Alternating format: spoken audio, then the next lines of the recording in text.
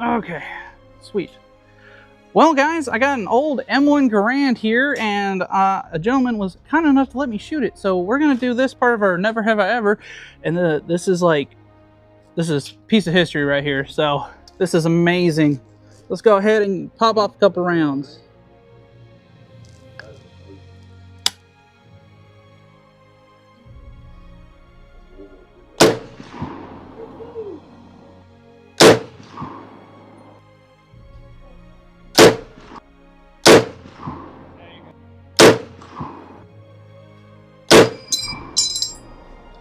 Well, I got two out of the three.